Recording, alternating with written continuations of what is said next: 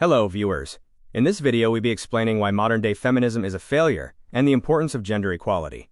Chapter 1.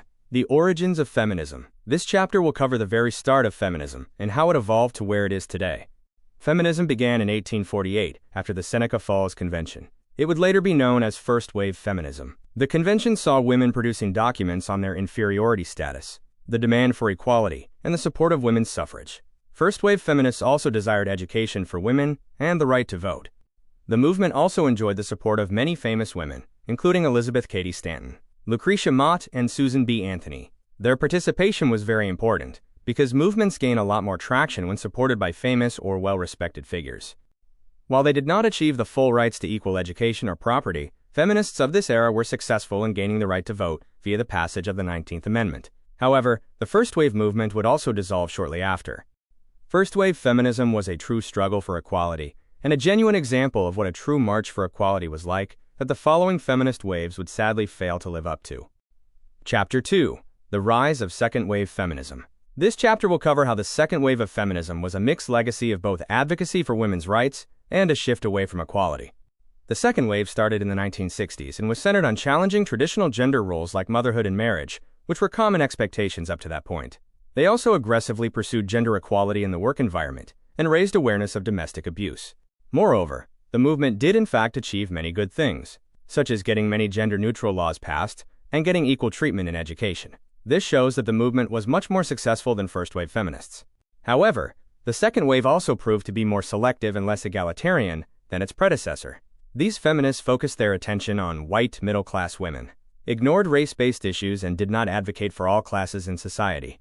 This naturally caused some women to reject this new feminist generation. The movement also had a reputation for being anti-male in a lot of their speeches and actions. These behavioral changes are important because they explain how feminism goes from a movement saying, hey, we want equality, to yeah, we want to be treated better, but not for everyone. This shift in focus is vital to understanding for why modern-day feminism embodies the worst aspects of second-wave feminism.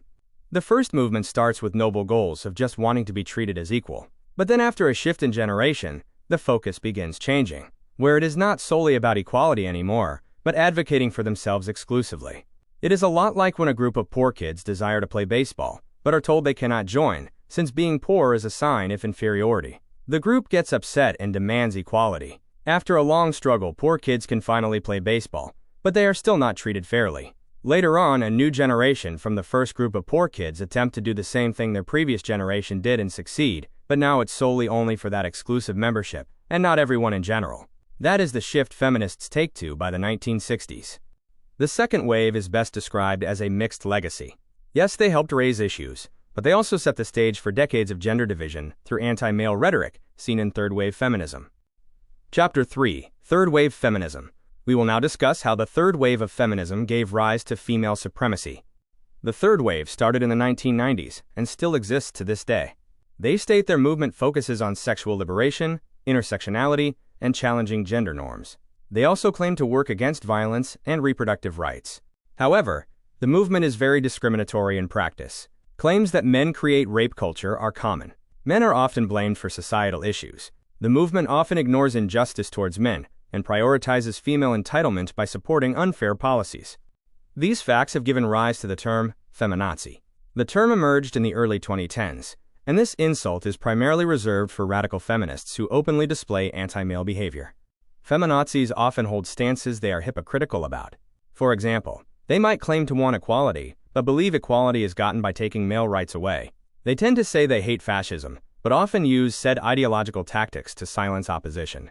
They also demand sympathy for mistreatment of women, but do not care if the same thing happens to men. Even more disappointing is the movement's promotion of segregation and censorship. Feminists have often supported movements that censor words such as bossy, and even suggested that self-isolating safe spaces based on gender and race should be applied to college campuses. The most controversial stance is their well-known proposal of male prison camps, all of which stand to be the exact opposite of what the movement originally was about in the 19th century. Sadly, at the height of feminist radicalism, the movement has committed hate crimes, such as attacking churches, stealing or vandalizing said religious property, and even claiming that men are subhumans that need to be genocided. The feminist movement has become a mockery of what it once was. What started over a century ago as a fair and legitimate group trying to achieve equal status has now turned into an absurd hate group that works to subvert the work of its predecessors for personal gain. Thank you all for watching. Please like and subscribe.